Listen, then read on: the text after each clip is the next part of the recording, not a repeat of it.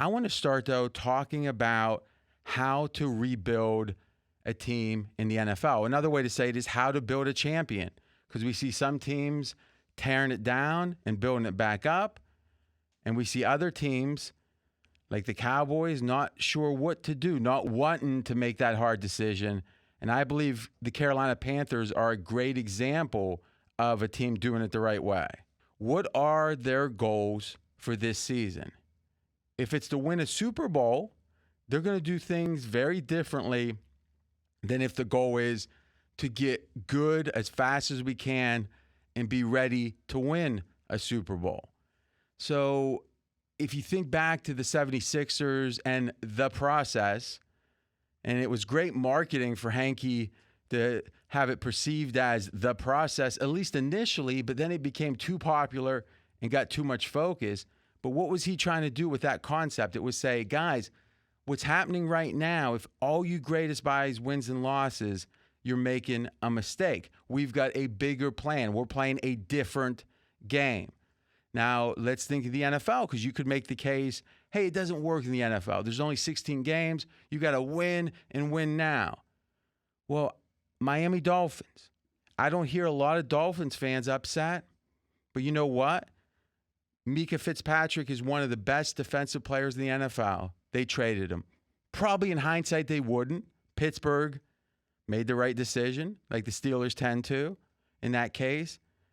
But man, oh man, and Fez, you can tell me if you agree, the optimism for the Miami Dolphins amongst fans, amongst bettors in the midterm is outstanding. Not to mention a chance in theory to win it this year, or at least win this year. I don't think they have a great chance to win it this year, but they could win the division. It's not crazy at all.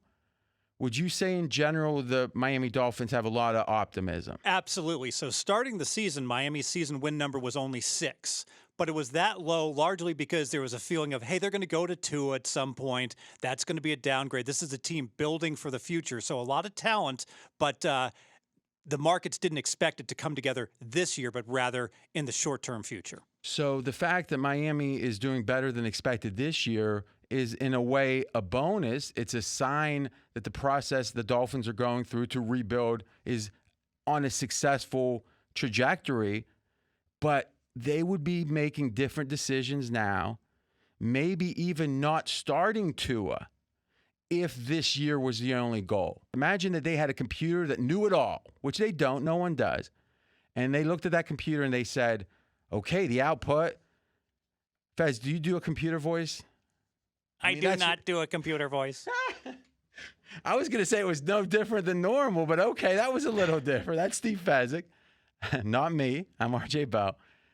But the fact of the matter is, if you had that computer and it said the following, is Tua is going to be minus 1.5 his first game over Fitzpatrick, and minus a point in game 2, minus 0.5 point for game 3 and 4, and becomes even in game 5. And in game 8 becomes superior. That generally doesn't sound that far off, does it, Fez? No, it doesn't. Okay. What should Miami do? If Miami's decision, or if the game they were playing, if the decision was based upon winning now and that's the only thing that matters, then they should play Fitzpatrick. I think most bettors agree with that. But if the decision is about how to get good now but great quickly, it's get to reps, practice. Remember, this is a left-handed quarterback. I think that people don't realize what kind of a change that is. The blind side is literally the opposite. It's like left becomes right, right becomes left. And that's why when you don't have any backup quarterbacks that are left-handed, because they can't really back up a right-hander. And my guess is when Tua gets really solidified, they'll have a backup left-hander. It changes your entire team. That takes a while. And you know what? During the transition period, it's going to hurt you. But in the midterm to long run, it's going to help you. And the question is, what's the goal? The goal is for Miami to win and be a champion in the midterm. So they are literally deciding on lessening, decreasing their chance to win now in order to have a better chance to win later.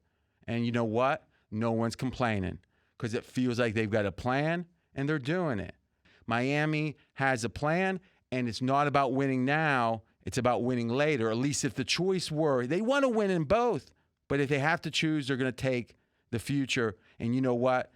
That's the thing most people would say, we won't stand for it. Well, you will, most fans, if there's a plan. That brings us to Carolina.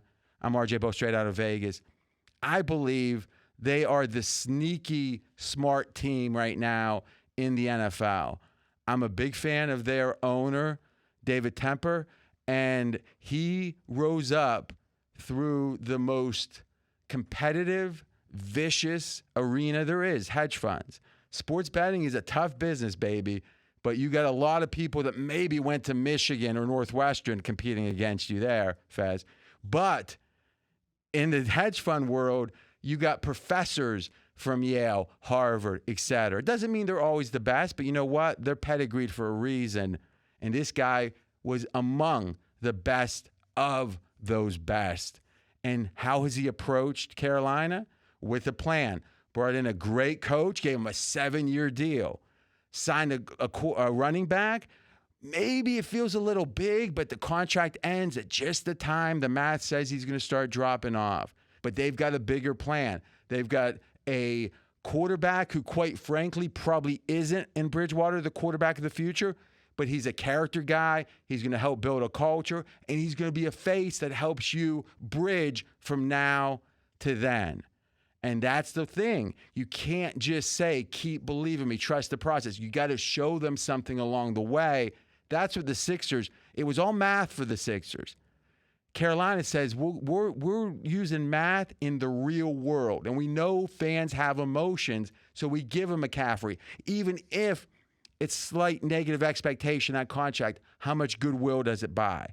And to me, the smartest math guys know how to integrate it into the world as opposed to just on a computer spreadsheet. And I think the Carolina Panthers have one of the most, I'm the most optimistic about their midterm of any team in the NFL.